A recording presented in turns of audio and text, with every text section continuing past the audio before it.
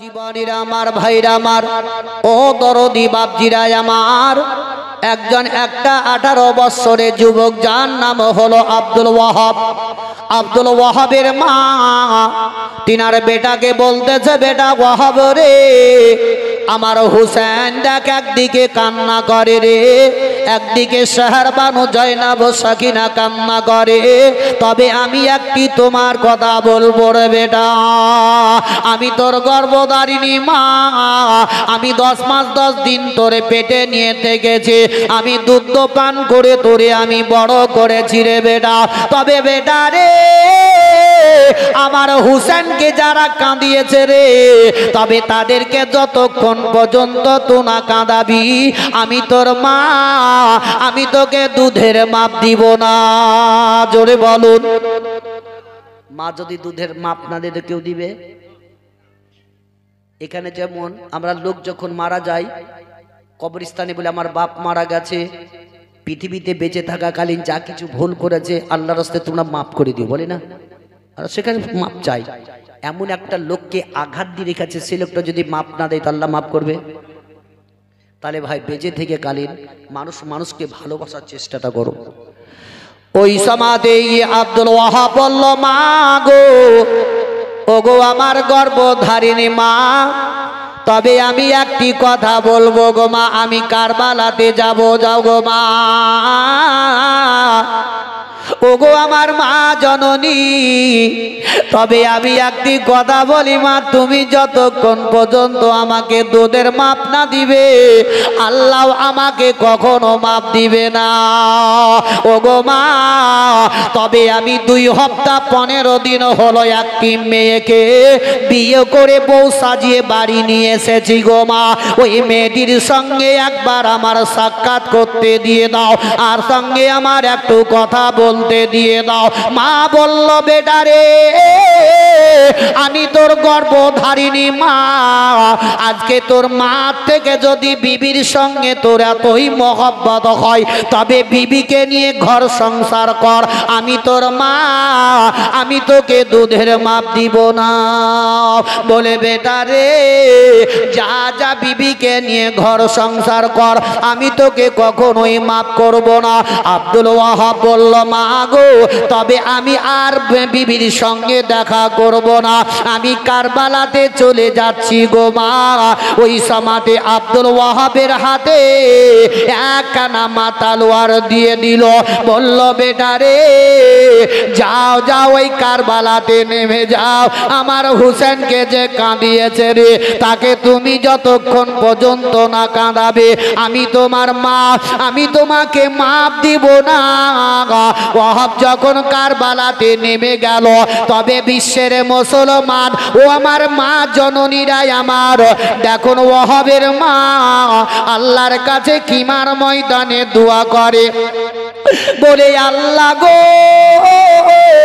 আমার বেটাই ওয়াহাবে গেছে লড়াই যুদ্ধ করতে কারবালায় আমার বেটা যাতে শহীদ হয়ে যায়, আর আমি শহীদের মা হয়ে যাব, কালকাতারের ময়দানে শহীদের মা হয়ে আমি দাঁড়াবো, ইসলামের পাতায় পাতায় শহীদের মা বলে লেখা হবে। এই বলে দোয়া করতেছিল। আব্দুল ওয়াহাব বাবা যখন ডাক দিল, ইবনে সাদ একজনাকে পাঠিয়ে দিল, বলে তার সঙ্গে মোকাবিলা করতে চলে যা, তোদেরকে আজকে বহুত দিন থেকে বসে বসে খাদ্য খাওয়াই, তোমাদেরকে আমি বেতন দেই একমাত্র তাদের সঙ্গে যুদ্ধ লড়াই করার জন্য। আব্দুল ওয়াহাব বাবা কারবালাতে দাঁড়িয়ে আছেন, এমন একজন চলে গেল, ওয়াহাবের সামনে দাঁড়িয়ে গেল 18 বছরের যুবক ওয়াহাব বাবা, দুলদুল ঘোড়ার পিঠে চড়ে আছে, হাতের মধ্যে তালোয়ার ঢাল নিয়ে আছে। এমন সমাতে ওই বাবা ইবনে সাদ যখন পাঠিয়ে দিল, ওই তার দল থেকে একজন দৌড় মেরে চলে গেল, বলে, কি ব্যাপার বলো? বলে, আমি তোর সঙ্গে মোকাবিলা দেওয়ার জন্য এসেছি। এ যখনই বলে দিল, ওয়াহাব বলতেছে, মোকাবিলা করবে আমার সঙ্গে? বলে, হ্যাঁ, তোমার সঙ্গে লড়াই করার জন্য আমি কয়েক মাস ধরে বসে বসে বসে খাবার খাদ্যটা খায় একমাত্র যুদ্ধ লড়াই করার জন্য। আব্দুল ওয়াহাব মনে মনে করলো এটা আমাদের শরীয়তে বলেনি কাউরির প্রতি আগে হাত তুলে দোষ করব, আর যদি আগে আমি হাত তুলে দিই তাহলে ইমাম হুসেন বড় দায়ী হয়ে যাবে। রোজ হাসরের ময়দানে আমরা পাকড়াও হয়ে যাব। হুসেনের দল আগে হাত তুলেছিল, আমরা হাত তুলব না। উঠাও তালোয়ার। যেমনই তালোয়ার উঠালো সঙ্গে সঙ্গে আব্দুল ওয়াহাব ঢাল পাঠিয়ে দিয়ে তালোয়ার রুকে নিল।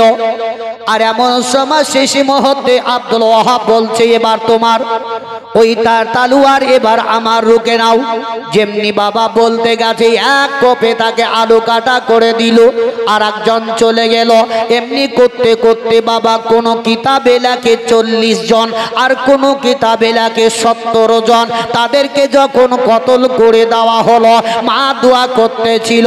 এমন সময় ওয়াহাব বলল রে ইবনে সাদ তোর দলকে আমার নিকটে পাঠিয়ে দে।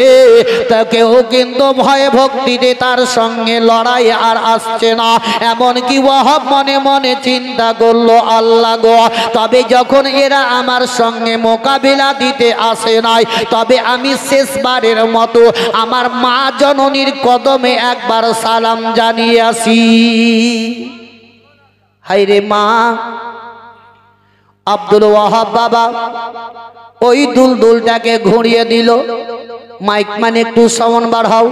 তবে যখন দুলদুলটাকে আপন বাবা আপন ওই কারবালা থেকে খিমার ময়দানের দিকে যখন ঘুরিয়ে দিল ওই সময়তে আপন বাপজিরা মা দোয়া করতেছিল খিমার ময়দানে।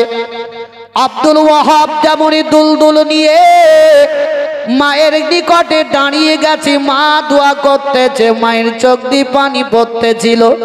ওয়াহাব বলতেছে মা বলে যখন ডাক দিল ওয়াহাবের মা ওই সময়তে দোয়াটা শেষ করে বলতেছে বেটা ওয়াহাব রে আমার কি দোয়া আল্লাহ কবুল করলো না? কে আমি যে আল্লাহর কাছে দোয়া করেছিলাম আশা করেছিলাম রে সেটা আমার আল্লাহ দোয়া কবুল করলো না। ওয়াহাব বলল মা গো এমন কি দোয়া করতেছিলে গো মা বলো? বলে বেটা রে আমি এটাই বলতেছিলাম যাতে আমার ওয়াহাব শহীদ হয়ে যায়, আমি শহীদের মা হয়ে যাব। তবে বেটা কেন তুমি চলে আসলে বলো? ওয়াহাব বলল মা গো মা আমি কারবালা থেকে ঘুরে আসিনি গো মা, তাদেরকে এক এক করে একটা নয় দুইটা নয় আমি 40 জনকে যখন কতল করেছি গো মা, তাদেরকে এত চিৎকার করে ডাক দিলাম তারা আমার নিকটে কেউ মোকাবিলা দিতে এলো না। তাই আমি শেষবারের মতো আমি তোমার কদমে সালাম দেওয়ার জন্য এসেছি গো মা। মা বলল বেটা রে আমার কদমে সালাম না দিয়ে রে আমার হুসেনের কদমে সালামটা জানিয়ে দে। আহ বলে মা গো আমি শেষবারের মতো মা তারে আমি সালাম দিয়ে যাব গো, তবে মা একবার বিবির সঙ্গে মিলতে দাও। ওয়াহাবের বিবির সঙ্গে শেষবারের মতো আব্দুল ওয়াহাব তার বিবির কাছে যেমনি চলে গেল ওয়াহাবের দুই চোখ দিয়ে পানি পড়তেছিল। আব্দুল ওয়াহাব বলল বিবি রে আমি তোর নিকটে একটি আরজি নিয়ে এসেছি। বলে স্বামী গো এমন কি কথা বলবে বলো না কেন, তবে চোখের পানি কেন গড়ে গড়ে যায়? বলে বিবি রে পরের একটি মেয়েকে আমি তোমাকে আমি বিবাহ করে বউ সাজিয়ে নিয়ে এসেছি, মাত্র 15 দিন 2 সপ্তাহ হয়ে গেল। তবে বিবি তবে আজকে আমি কারবালাতে চলে যাচ্ছি, তবে তো আমি যদি শহীদ শহীদ হয়ে যাই তবে তুমি আমাকে মাফ করে দাও গো বিবি। আর আমি কারবালাতে গিয়ে যদি শহীদ হয়ে যাই তোমার নিকটে আমি আর মাপ চাইতে পারব না, তবে তুমি আমাকে এখনই মাফ করে দাও, আমি কারবালাতে চলে যাব। তবে বিবি আর একটি কথা শুনো, আমি যদি শহীদ হয়ে যাই তবে তুমি দ্বিতীয় সংসার করে নিও, দ্বিতীয় বিবাহ করে নিও, আমার কোনো ইতরাজ থাকলো না। ওয়াহাবের বিবি বলল, স্বামী গো, ও গো আমার মাথার মনি নয়নের তারা, আমার মতো ভাগ্যবতী নারী এমন কে আছে? তবে আপনি একটি ওয়াদা করুন, যেদিনকে পৃথিবী দুনিয়া ধ্বংস হয়ে যাবে, যেদিনকে আল্লাহ রব্বুল ইজ্জত বিচারক হয়ে বিচার করবেন, আপনি যখন জান্নাতে যাবেন তবে আপনি আমাকে সঙ্গে করে নিয়ে যাবেন কিনা ওয়াদা করুন, তবে আপনাকে আমি মাফ করে ক্ষমা করে দিব। এখন আব্দুল ওয়াহাব বলল, বিবি রে যাও, আমি তোমাকে সঙ্গে নিব। ওয়াহাবের বিবি বলল, স্বামী গো, আমার মতো ভাগ্যবতী নারী এমন কে হতে পারে? যদি আপনি কারবালাতে শহীদ হয়ে যান, আমার ইসলামের পাতাই লেখা হবে, শহীদের বিবি বলে লেখা হবে, রোজা হাসরের ময়দানে শহীদের বিবি বলে আমি দাঁড়াবো। তবে স্বামী গো, আপনি যদি শহীদ হয়ে যান, আপনার নামের মালা তসবিহ করে আমি সারা জীবন কাটিয়ে দিব, তবু দ্বিতীয় সংসার করব না। আজকালকার মেয়েরা পারবে? একটা কথা, এক বুঝলেন বয়স্ক লোক প্রত্যেক দিন পায়খানা করতে যায় একটা মাটির, কি বলে এগুলাকে, লোটা। আগে তো মাটির লোটা নিয়ে অজু করতো না, আগে বয়স্ক যারা লোক আছে ওরা বুঝতে পারবে। এই যখন এই মাটির লোটা নিয়ে মাঠের দিকে পায়খানা করতে যেত, বহুত দূর চলে যেত।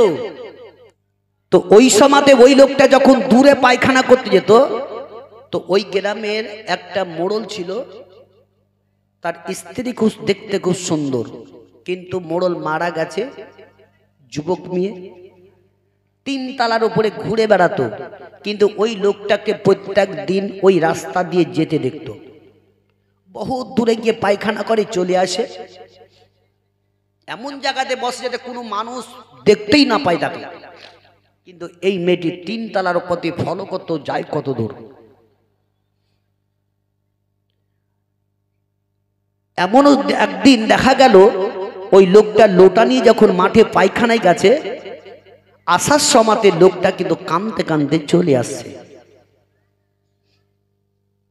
এই 3 তলার উপর থেকে মেয়েটি দেখে চিন্তা করলো, কি ও জায়গাতে প্রত্যেক দিন চলে যায় পায়খানা করতে, কিন্তু লোক দেখতে পাওয়া যায় না, তবে এখন কাঁদতে কাঁদতে আসছে, কারণটা কি? একটু নিচে গিয়ে তাকে জিজ্ঞাসা করি। মোড়লের স্ত্রী ওপর থেকে নেমে এসে রাস্তার মধ্যে দাঁড়িয়ে গেল। ও যখন সামনে চলে এসছে, তা বলছে, বাবা তুমি প্রত্যেক দিন এই রাস্তা দিয়ে চলে যাও বহুত দূর পায়খানা করতে, তবে তুমি আজকে কাঁদতে কাঁদতে আসছো কেন, কারণটা কি? ওই লোকটা কাঁদতে কাঁদতে বলল, ও মোড়লের স্ত্রী, শুনে নাও, আমি এই জন্যই কাঁদি যে লোটাটা নিয়ে আমি পায়খানা করতে যেতাম প্রত্যেক দিন, ওই লোটাটাই আমার ইজ্জত দেখেছে, কিন্তু আজকে সেই লোটাটা আমার ভেঙে গেছে, আমি দ্বিতীয় লোটা নিয়ে যখন পায়খানা যাব, সেও আবার আমার ইজ্জত দেখবে, তার জন্যই আমি কাঁদছি। মোড়লের স্ত্রী মাথায় হাত দিছে, আমি যে ভেবেছিলাম আমি দ্বিতীয় সংসার করব, তবে আমি এক স্বামী করেছি, আর দ্বিতীয় স্বামী আর কখনোই করব না, কখনোই করব না, কারি দ্বিতীয় ইজ্জত দেখাবো না। তবে আজকাল আমাদের বর্তমানে আই মুসলমান 2-3টা ছেলের মা হওয়া সত্ত্বেও যদি স্বামী মারা যায়, আবার দ্বিতীয় সংসার করার জন্য কান্দাই কান্দাই ঘুরে বেড়াই, আছে না নাই? তবে আমি জোরহাত করে বলবো, স্বামী আপনার যদি মারা যায়, আপনি বাড়িতে থেকে নামাজ পড়ে স্বামীর জন্য দোয়া করুন, আল্লাহর কাছে দোয়া করবেন যে স্বামীকে মহব্বত নিয়ে স্বামীর কাছে আই। কিন্তু আমরা সেদিকে করছি না, আমরা উল্টা অপর দিকে চলি। তবে বাপজিরা, ভাইরা আমার, আব্দুল ওয়াহাব টুকটুক করে তার বিবির কাছ থেকে তার মায়ের কাছে সে দাঁড়ালো। জোরে বলো সুবহানাল্লাহ।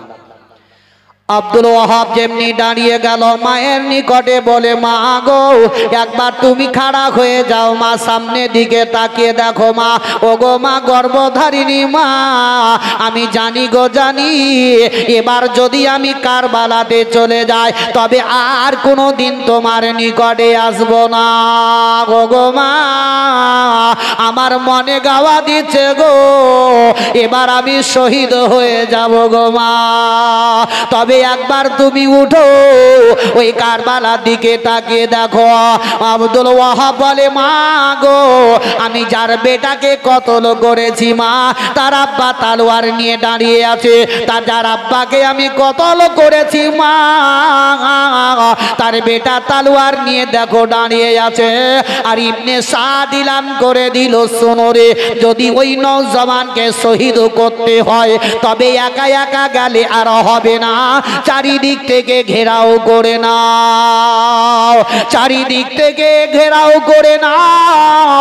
আব্দুল ওয়াহাব তালোয়ার নিয়ে কারবালাতে যেমনি নেমে গেল, চারিদিক থেকে বাবা ঘেরাও করে নিয়ে তীর চালাতে লেগে গেল। আব্দুল ওয়াহাবের শরীরে কত না তীর লাগলো, দুলদুলের শরীরেও তীর লাগলো। আব্দুল ওয়াহাব তালোয়ার বাবা আর চালাতে পারে না। দুলদুলকে বলতেছে, রে দুলদুল রে, আমার শরীর আর চলে না রে, আমার হাত আর চলে না, তোর শরীরের মধ্যে যত বল শক্তি আছে চালা। আমি হাত কানাকে সাট করে দিলাম, আমার ইমাম হুসাইনের ওই পথটাকে খালি করতে করতে যাব রে। দুলদুল চলে যায়, ওয়াহাব হাত কানা সাট করে দিল। এমন সমাজে একজন বাবা এসে আব্দুল ওয়াহাবের পিঠে এমন করে বল্লম মেরে দিল। আর যেমনি বল্লম মেরে দেওয়া, ওই দুলদুলের পিঠের উপর থেকে ধুম করে মুখের ভরে পড়ে গেল। আর যেমনি পড়ে যাওয়া, এদিকে তার মা কিমার ময়দানে দোয়া করতেছিল, বলে আল্লাহ গো, যাতে আমার বেটা শহীদ হয়ে যায়, আমি শহীদের মা হয়ে যাব। এই বলে দোয়া করতে করতে ওয়াহাব কারবালাই পড়ে গেল। মুখের ভরে যেমনি পড়ে গেল, আব্দুল ওয়াহাবের মাথাটাকে কেটে নিল। আর দুলদুল বাবা ওই দুলদুল গুলা ঘোড়াগুলা ওয়াহাবের শরীর দিয়ে চলতে আরম্ভ করে দিল। মাথাটাকে এইভাবে ধরে নিয়ে আপন কি তার সর্দার ইবনে সাদের কাছে নিয়ে চলে গেল। ইবনে সাদকে বলল, হুজুর গো, এই মাথাটা এখন কি করব, এই মাথাটা কোন জায়গাতে রাখবো বলুন না কেন। ইবনে সাদ বলল, তোমাদের ডেরাতে রেখে দাও। একজন বলল, হুজুর গো, না না, আমি তার মাথাটাকে এই ডেরাতে রাখবো না। বলে কেন রাখবে না? বলে হুজুর গো, এর কাটা মাথা যখনই দেখবো আমার বাপকে মনে পড়ে যাবে, আমি আর সহ্য করতে পারবো না, তাকে এই জায়গায় রাখা হবে না। আর একজন বলল, হুজুর গো, এর মাথাটা এই জায়গাতে রাখবো না, যখনই তার মাথা দেখবো আমার ভাইকে মনে পড়ে যাবে, আমি কখনোই রাখতে দিব না। আব্দুল ওয়াহাবের মাথাটাকে নিয়ে বাবা যেমন স্কুলের ছাত্ররা বুবা ফুটবল খেলে ওই রকম করে খেলতে আরম্ভ করে দিল। মা বাবা হাত তুলে দোয়া করতেছিল। আব্দুল ওয়াহাবের মাথাটাকে এমন করে কারবালা থেকে খিমার দিকে চালিয়ে দিল, ওই মাথাটা এসে পড়বি তো পর আব্দুল ওয়াহাবের মায়ের আঁচলে এসে পড়ে গেল। মা আপন দোয়া করতেছিল, এমন সমাধি আঁচলে যখন মাথা দেখতে পেয়ে গেল, মা দোয়াটা শেষ করে দিল। দেখছে মুখের মধ্যে রক্ত ধুলা মাটি লেগে আছে। ওই সমাধি মা আঁচল দাঁড়াতে মুখ কানা যেমনি মুছে দিল, দেখলো বেটা ওয়াহাব শহীদ হয়ে গেছে। মা জননী গর্ভধারিণী মা আল্লাহর দরবারে শুকরিয়া আদায় করে নিল, বলে আল্লাহ গো, তুমি আমার হাদিয়া কবুল করে নিয়েছো।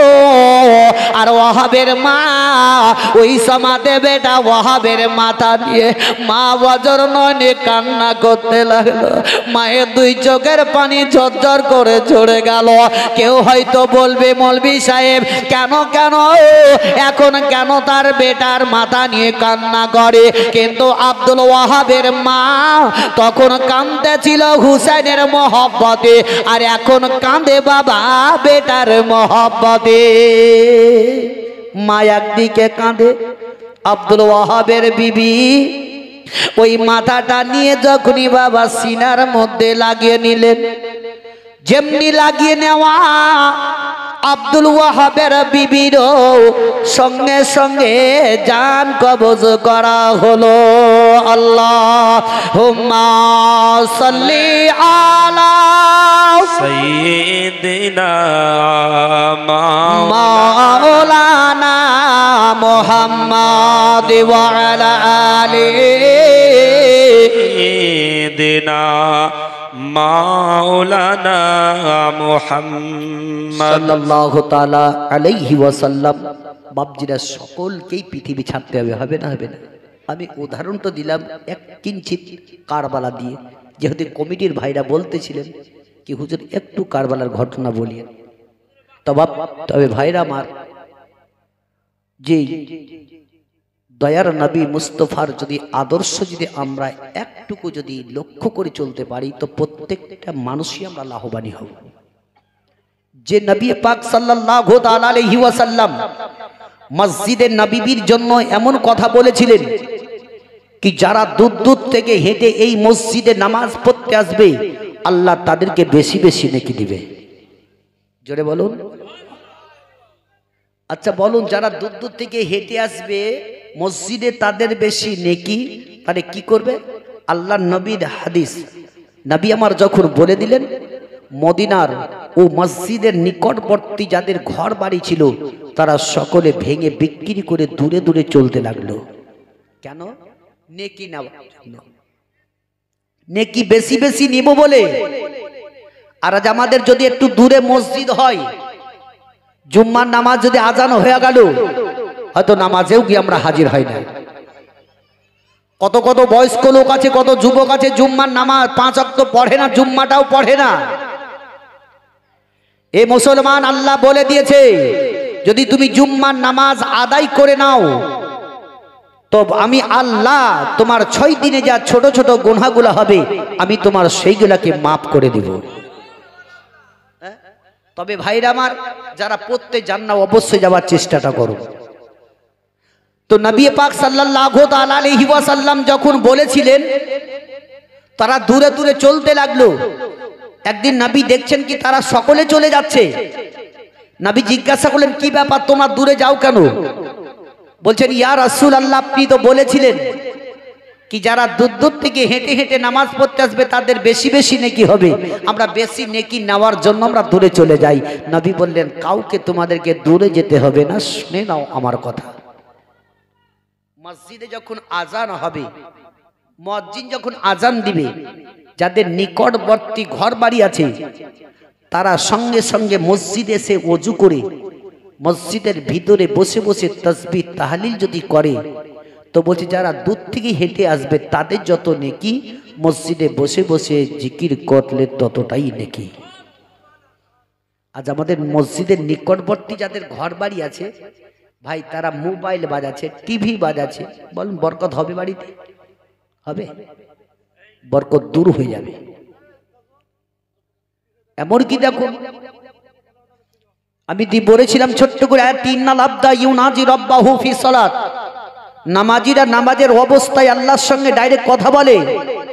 আপনি সেইভাবে মসজিদে মসজিদে যখনই নামাজের জন্য দাঁড়িয়ে যাবেন, বাড়িতে মাঠে ঘাটে, তখনই জানবেন কি আমি আল্লাহর সঙ্গে সামনাসামনি কথা বলতে আছি, কিন্তু আমরা বলছি কিন্তু আমরা বুঝতে পারছি না। হ্যাঁ, এই বুঝার শক্তিটা যাতে আল্লাহ আমাদেরকে দেয়। আজকে যদি বুঝতে যদি হয়, ও শিক্ষা যদি নিতে হয়, তবে আলেমদের কাছে যেতে হবে, তবে কি আমরা বুঝবো, শিখবো। আল্লাহর নবী দয়ার মুস্তাফা সাল্লাল্লাহু তাআলা আলাইহি ওয়াসাল্লাম মসজিদে নববীতে যখনই জুম্মার শেষ নামাজ পড়াবার জন্য যান তো এমন কি মদিনার লোকেরা নবীর জন্য পাগল হয়ে গেছিল। জোরে বলো সুবহানাল্লাহ। একদিন দয়ার নবী আমার শরীরটা অসুস্থ, উঠতে বসতে চলতে ফিরতে পারেন নাই। তো নবী আয়েশা সিদ্দিকা রাদিয়াল্লাহু তাআলা আনহার নিকট থেকে উঠে একটু মসজিদে নববীর দিকে তাকিয়ে তাকিয়ে কাঁদছেন। আয়েশা সিদ্দিকা বললেন, ইয়া রাসূলুল্লাহ, আপনি মসজিদে নববীর দিকে তাকিয়ে কাঁদছেন কেন, কারণটা কি? ওই সমাতে নবী আমার বললেন, ও আমার হুমায়রা, আমার মনে গাওয়া দিচ্ছে এবার আমি দুনিয়া ছেড়ে বিদায় নিয়ে চলে যাব। তবে আমার হুমায়রা, আমি একটি কথা বলি, আমার আবু বকর সিদ্দিককে আমার নিকটে তুমি ডেকে দাও। আবু বকরকে আমার নিকটে পৌঁছে দাও, আমি কিছু আলাপ আলোচনা করব। হযরতে আয়েশা সিদ্দিকা রাদিয়াল্লাহু তাআলা আনহা বললেন, ইয়া রাসূলুল্লাহ, ইয়া হাবিবাল্লাহ, নবী গো, কেন আমার আব্বাকে আপনার নিকটে ডেকে দিব? বলে এই কারণে আমি মসজিদে নববীতে আর কোনোদিন ইমামতি করতে পারবো না, তবে আজ থেকে আমার আবু বকর সিদ্দিককে খেলাফতি দিয়ে দিব, যাতে আমার নবী আমার জায়গাতে আবু বকর সেই জায়গাতে ইমামতি করে। জোরে বলো, খেলাফতি দিবেন। আবু বকর সিদ্দিকের পরে খেলাফতি কে পেয়েছিলেন? দ্বিতীয় খলিফা ছিলেন উমরে ফারুক। উমরের পরে কে ছিলেন? উসমান গনি। তারপরে কে ছিলেন? হযরতে আলী রাদিয়াল্লাহু তাআলা আনহু। এই আলীর একটা কথা মনে এলো যে আলী যখন কে খেলাফতি পেয়েছিলেন তো আলী রাদিয়াল্লাহু তাআলা আনহু বিছানাতে শুয়ে আছেন, আর শুয়ে শুয়ে স্বপ্ন যোগে দেখছেন কি মসজিদে নববীতে আলী নামাজ পড়তে গেছেন। জোরে বলো সুবহানাল্লাহ। নামাজ পড়তে গেছেন। আলী আরো দেখছেন স্বপ্ন যোগে কি আমার বিশ্বের নবী, কুল কায়নাতের নবী জনাবে মুহাম্মদ রাসূলুল্লাহ সাল্লাল্লাহু তাআলা আলাইহি ওয়াসাল্লাম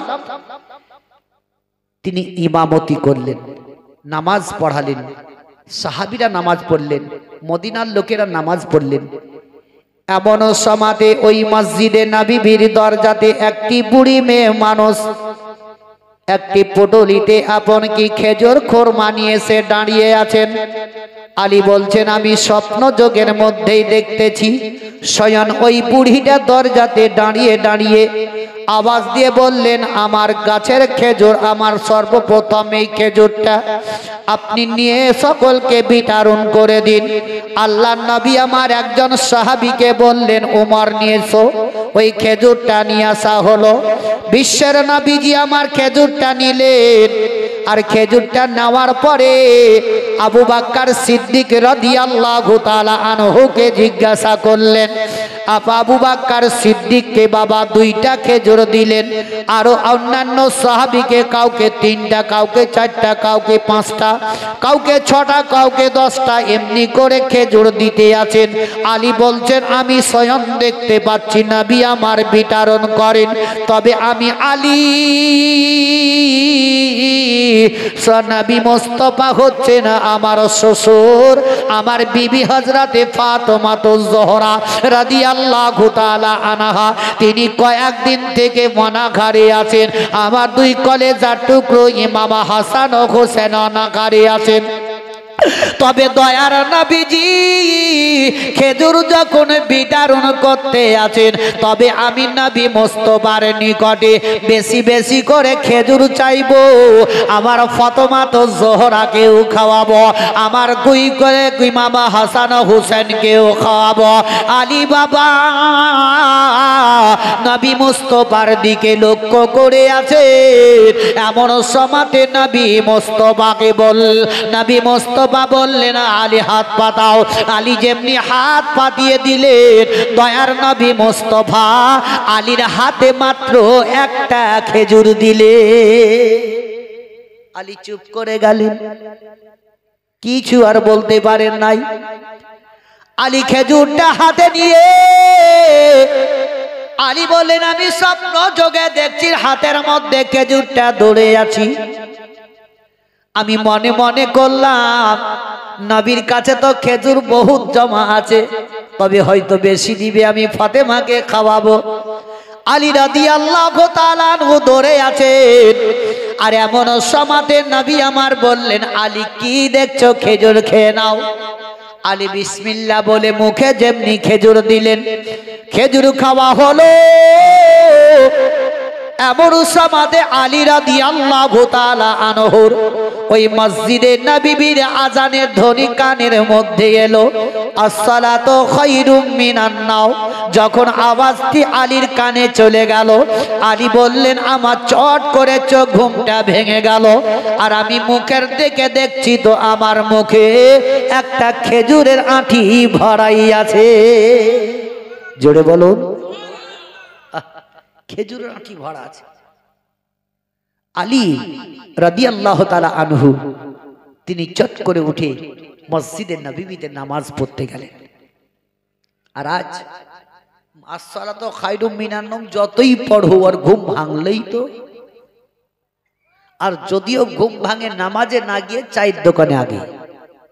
কি এমন এমন লোক আছে দেখেন বয়স্ক লোকেরা না ঘুম ভেঙে যায়, নামাজে না দিয়ে ও যাই কোথায় বাজারে চা খাওয়ার জন্য। আলী রাদিয়াল্লাহু তাআলা আনহু ওই সমাতে মসজিদে নববীতে গেলেন। আর মসজিদে নববীতে যাওয়ার পরে উমর ফারুক রাদিয়াল্লাহু তাআলা আনহু তিনি বাবা এমন কি ইমামতি করলেন। কিন্তু আলীর সঙ্গে উমরের বাবা বন্ধুত্ব ভালো ছিল, তার সঙ্গে ভালো সুখ ছিল। উমর রাদিয়াল্লাহু তাআলা আনহু ইমামতি করলেন, নামাজটা শেষ করে দিলেন। এমন সমাতে দেখছেন তো একটি বুড়ি দরজাতে দাঁড়িয়ে আছেন। আলী যেভাবে স্বপ্ন যোগে দেখেছিলেন ওইভাবে দেখতে পেয়েছেন একজন বুড়ি দাঁড়িয়ে দাঁড়িয়ে বললেন খেজুরটা আমার নিয়ে যাও, আমার নতুন গাছের খেজুর, এটা বিতরণ করে দাও। উমর রাদিয়াল্লাহু তাআলা আনহু বাবা দুইটা যেমন নবী আমার বিতরণ করেছিলেন ওইভাবে কাউকে দুটো, কাউকে তিনটা, চারটা, পাঁচটা, 10টা এমনি করতে করতে আলী মনে মনে চিন্তা করলেন উমর হচ্ছে না আমার বন্ধু, তবে উমরকে যদি আমি বলে দিই তবে হয়তো আমাকে বেশি কিছু খেজুর দিবে, আমি বাড়ি নিয়ে চলে যাব, ফাতেমাকে, ইমাম হাসান হুসেনকে আমি খাওয়াবো। আলী রাদিয়াল্লাহু তাআলা আনহুর নিকটে উমর যখন চলে গেলেন তখনই আলী রাদিয়াল্লাহু তাআলা আনহু যেমনি হাত পাতিয়ে দিলেন সঙ্গে সঙ্গে উমর বাবা একটাই খেজুর আলীর হাতে দিলে। আলী বলছেন উমর আমি বলতেছি হে উমর শুনো, তুমি যেভাবে করলে এই ভাবটাই আমি গত রাত্রি স্বপ্ন যোগে দেখেছি। তোমাকে তো আমি কোনো স্বপ্নের কথাই বলিনি, তবে তুমি করলে কি? হে উমর তুমি জানলে কি করে? উমর বললেন আমার বিশ্বের নবী আগেই খবর দিয়েছে। আলী রাদিয়াল্লাহু তাআলা আনহু বলুন, তাহলে আমরা নিয়ত করি বেশি বেশি করি না ভাই? যদি 10 টাকাতে দেখি আরো 20 টাকা আমরা পেলে খুব ভালোই হয়, এরকম আমরা মনোভাব করি। কিন্তু না, যেটাই আমাদের আসবে ওটাই আল্লাহর কাছে লাখ লাখ শুকরিয়া করতে হবে।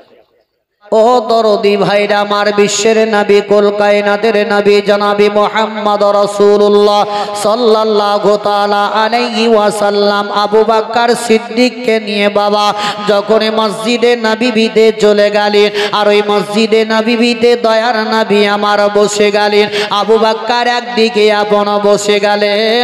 এমন সময়তে মদিনার লোকেরা খবর পেয়ে গেল যে দয়ার নবী মুস্তাফা আমাদের মসজিদে নববীতে এসে তারা এক এক করে দয়ার নবীর সম্মুখে সে হাজির হয়ে গেল। দয়ার নবী মুস্তাফার সম্মুখে তারা বসে গেল। আল্লাহর নবী দয়ার মুস্তাফার চেহারার দিকে তাকিয়ে তাকিয়ে দেখে। এমন সময়তে আবু বকর সিদ্দিক দয়ার নবী মুস্তাফার মুখের দিকে দেখতেছিলেন। এমন সময়তে নবীর প্রতি একটি সূরা নাজিল হলো, যেই সূরাটার নাম হলো সূরা নাসার। কোরআনে 30 পারাতে দেখবেন বাবা সূরা নাসার নাসার দেওয়া আছে। ওই সূরা নাসারটা যখন নাজিল হয়ে গেল, আবু বকর সিদ্দিক রাদিয়াল্লাহু তাআলা আনহু ওই সূরাটার ব্যাখ্যা করে নিলেন। সূরাটার মানে করে নেওয়ার পরে আবু বকর নবীর কাছে আর দাঁড়াতে পারলেন না। আবু বকর সিদ্দিক বাবা কাঁদতে লাগলেন, তেনার দুই চোখ দিয়ে পানি পড়তে লেগে গেল। আবু বকর সিদ্দিক কাঁদতে কাঁদতে কাঁদতে একটি নিরালা জায়গায় চলে গেলেন। আবু বকর ওয়াজর নয়নে কাঁদে, তার চোখের পানিতে আবু বকরের দুই চোখের পানিতে দাড়ি মোবারক পর্যন্ত ভিজে গেল। আবু বকর আর স্ত্রীর ভাবে থামতে পারেন নাই। এদিকে বিশ্বের নবীর কাছে বুড়ো থেকে জওয়ান থেকে বাচ্চা থেকে সকলে একে একে মদিনার লোকেরা নবী মুস্তাফার সম্মুখে এসে বসতে লাগলো। তারা একদিন নয়, দুই দিন নয়, তারা 3 দিন ধরে নবীর নিকটে বসে আছেন। তারা খাবার খাদ্য কেউ খেতে যায় না, পানি পান করতেও তারা কেউ যায় না, খালি নবী মুস্তাফার চেহারার দিকে তাকিয়ে তাকিয়ে দেখতে থাকে। এমনও সমাতে বিশ্বের নবী আমার বললেন, ও আমার মদিনার লোকেরা বলো, তোমরা কেন আমার নিকটে 3 দিন ধরে যে বসে আছো, তবে তোমাদের কি খিদা লাগে না? তোমাদেরকে ভোগ পেঁয়াজ কি কিছুটাই লাগে না? তোমাদের কাজকর্ম করতে যাওয়ারও কি ইচ্ছা হয় না? তারা এক বাক্যে বলেছিল, ইয়া রাসূলুল্লাহ, ইয়া হাবিবাল্লাহ, নবী গো, আপনার পবিত্র চেহারা দেখতে গেলে আমাদের ভোগ পেঁয়াজ দুটোই একসঙ্গে মিটে যায়। ইয়া রাসূলুল্লাহ, আমাদের কাজকর্ম করতে যাওয়ারও ইচ্ছা হয় না, খালি আপনার চেহারার দিকে যাতে আমরা চেয়ে চেয়ে দেখতে থাকি। দয়ার নবী মুস্তাফা আমার ও মসজিদে নববীতে তাদেরকে নিয়ে আলাপ আলোচনা করতেছিলেন। এমন সমাজে ওই মদিনার নওজওয়ানেরা বিশ্বের নবীর সাহাবী বাবা বয়োজ্যেষ্ঠ, যার নাম হলো আবু বকর সিদ্দিক, ওই আবু বকর সিদ্দিকের কাছে যেমনি চলে গেল, দেখছেন কি আবু বকর সিদ্দিক কান্না করতে আছেন। আবু বকরের দুই চোখ দিয়ে পানি পড়তেছিল। তারা নওজওয়ানেরা জিজ্ঞাসা করলো, হে আবু বকর, কেন তুমি নিরালা জায়গাতে এসে কান্না করো? তোমার দুই চোখ দিয়ে কেন পানি পড়ে যায় বলো? আবু বকর কোনো কথা বলে নাই। আবু বকরের চোখ দিয়ে কারি পানি ঝরঝর করে ঝরে যায়। দ্বিতীয়বারে জিজ্ঞাসা করলো, তবু বললেন না। তৃতীয়বারে বললেন, আবু বকর, একবার বলো না, কেন তুমি নবীর কাছ থেকে এসে কান্না করবে? কেন তোমার দুই চোখ দিয়ে পানি পড়ে যায় রে? ওই সমাজে আবু বকর সিদ্দিক বললেন, শোনো, আমি এই জন্যই কান্না করি রে, কেন নাকি যে নবী মুস্তাফার নিকটে তোমরা একদিন নয়, 2 দিন নয়, 3 দিন ধরে খাওয়া দাওয়া বাদ দিয়ে নবী মুস্তাফার চেহারার দিকে তাকিয়ে আছো। যে নবীর প্রেমে পাগল হয়ে তোমরা সকলে এই জায়গাতেই বসে আছো, ওই নবী মুস্তাফা আমাদের নিকট থেকে কয়েকদিন পরে বিদায় নিয়ে চলে যাবে। নবীকে আর কোনোদিন দেখতে পাবো না, নবীর সঙ্গে আর কোনোদিন আলাপ আলোচনা হবে না, নবীর চেহারা দেখতে পাবো না রে। তার জন্যই আমি নবীর কাছ থেকে উঠে এসে এভাবে কান্না করি রে। নবী আমাদের নিকট থেকে ধরাতল থেকে বিদায় নিয়ে চলে যাবে, আর আমরা আলাপ করতে পাবো না, নবীর পিছনে নামাজ পড়তে পাবো না রে। তার জন্যই আমি নিরালাই কান্না করি রে। ওই নওজওয়ানেরা কাঁদতে কাঁদতে বিশ্বের নবীর কাছে চলে গেল। দয়ার নবী মুস্তাফাকে বলে, ইয়া রাসূলুল্লাহ, ইয়া হাবিবাল্লাহ, নবী গো, আবু বকর সিদ্দিক যেই কথাটি বলেছেন ওটা সত্য কিনা আপনি বলুন না কেন? নবী আমার বললেন, ও আবু বকর, ও আমার মদিনার নওজওয়ানেরা, আমার আবু বকর যেটা বলেছে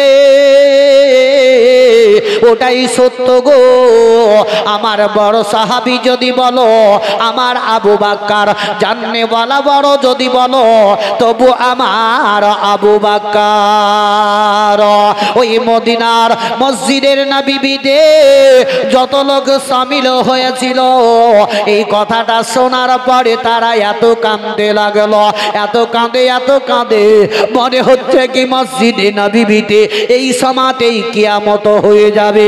দয়ার নবীজি ওই মদিনার লোকেদেরকে মসজিদে নববীতে যত লোক হাজির ছিল সকলকে তারা নবী আমার বললেন, তোমরা একটু কান্না বন্ধ করো গো, তোমাদের চোখের পানি দেখে আমি আর সহ্য করতে পারি নাই, আমার কলেজা কানা চোর চোর হয়ে যায়, একটু কান্না বন্ধ করো, একটু কান্না বন্ধ করো।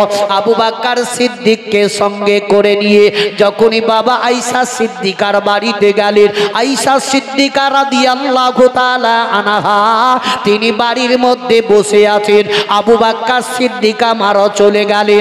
দয়ার নবী মুস্তাফা আমার বাড়িতে আছেন।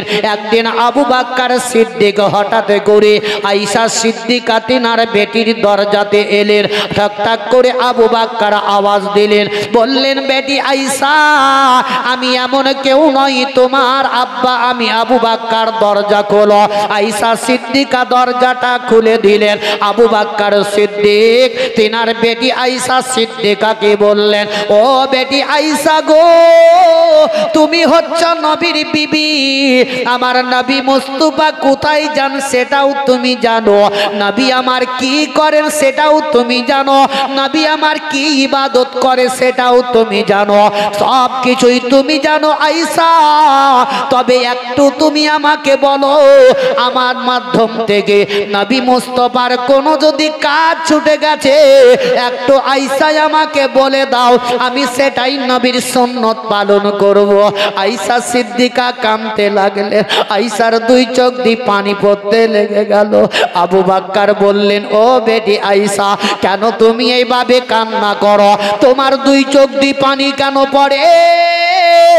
আয়েশা সিদ্দিকা রাদিয়াল্লাহু তাআলা আনহা বললেন, ওগো আব্বা জান, আমার স্বামী মাতার মনি নয়নের তারা বিশ্বের নবী এমন একটা কাজ করেন গো, আজ পর্যন্ত কোন সাহাবীরা কেউ জানে না। আয়েশা সিদ্দিকা বলছেন, আব্বা হুজুর, আজ পর্যন্ত কোন সাহাবী যে আমার স্বামী নবী এমন একটা কাজ করেন কেউ জানে না। আবু বকর সিদ্দিক কাঁদতে লাগলেন। আবু বকর বলছেন, বেটি আয়েশা, এমন কি কাজ কি নবী যেটা করেন আজ পর্যন্ত আমরা সাহাবীরা জানলাম না, যে নবীর কাছে উঠতে বসতে চলতে ফিরতে সর্বদাই 24 ঘন্টা। আবু বকর সিদ্দিক রাদিয়াল্লাহু তাআলা আনহু বললেন, ও বেটি আয়েশা, তবে তুমি একবার আমাকে বলে দাও কি নবীর এমন কোন একটা কাজ ছুটে গেছে সেটা আমি পালন করব, যাতে আমি সুন্নত পালন করে নিতে পারি। আজকে মুসলমান আমরা সুন্নতের ব্যাপারে বহুত কিছুই জানি, তবে আমরা মানি না, পালন করে নাই। আর আবু বকর সাহাবী তিনি বাছাই করে করে নবীর সুন্নত পালন করেছে। আবু বকর সিদ্দিক বললেন, বেটি আয়েশা, চোখের পানি বন্ধ করো, তবে একবার বলো। আয়েশা বললেন, ওগো আব্বা হুজুর, আমার বিশ্বের নবী আমার এই রাস্তা দিয়ে হেঁটে হেঁটে যান, জঙ্গলের ভিতরে একজন ব্যক্তি শুয়ে আছে, তার মুখের দাঁতগুলা খসে খসে যায়, কথা বলতে পারে না, আঙুলের নখ গোলা খসে খসে যায়, শরীরের গোস্ত মাংস গোলা টুকরো টুকরো হয়ে পড়ে যায়। ওগো আব্বা জান, আমার বিশ্বের নবী রোজানা প্রত্যেক দিন হালুয়া নিয়ে এমনকি ওই ব্যক্তিকে খাওয়িয়ে আসেন। দয়ার নবী মুস্তাফা রোজানা চলে যান, বিশ্বের নবীর বেটি দয়ার নবী মুস্তাফা আমার ওই সময়তে গিয়ে রোজানা খাওয়িয়ে বাড়ি চলে আসেন। হযরতে আয়েশা সিদ্দিকা নারায়ে তাকবীর, নারায়ে তাকবীর, নারায়ে রিসালাত, নারায়ে রিসালাত, मसला के आला हजरत जिंदाबाद मसला के आला हजरत जिंदाबाद उलमाए अहले सुन्नत जिंदाबाद उलमाए अहले सुन्नत हजरत मुफ्ती मौलाना मोहम्मद जहांगीर आलम रिजवी साहिब नाराए तकबीर अल्लाहु अकबर नाराए रिसालत या रसूल मसला के आला हजरत उलमाए अहले सुन्नत नाराए तकबीर अल्लाहु अकबर नाराए रिसालत। তবে আমার বলবো বাইরে যে আমার ভাইরা ঘোরাঘুরি করছেন আর ভাই ঘোরাঘুরি না করে শেষ বক্তা বিখ্যাত নাম শুনেছেন হয়তো দেখেননি আর যদিও দেখাছেন তো আজকে আপনাদের স্টেজ আজকে নতুন তবে ভাই আর আমি আগে দিকে বাড়ছি না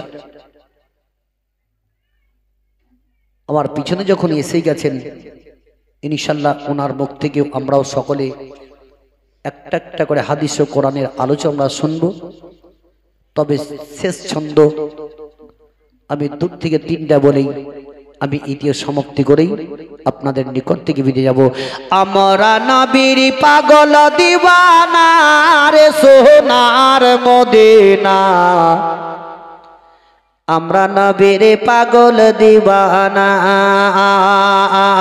আমরা নবীর ও পাগল দিওয়ানা রে সোনার মদিনা আমরা নবীর পাগল দিওয়ানা মক্কা হতে মদিনা যেতে আরে বিছখানে এক গর্ত পরে মক্কা হতে মদিনা যেতে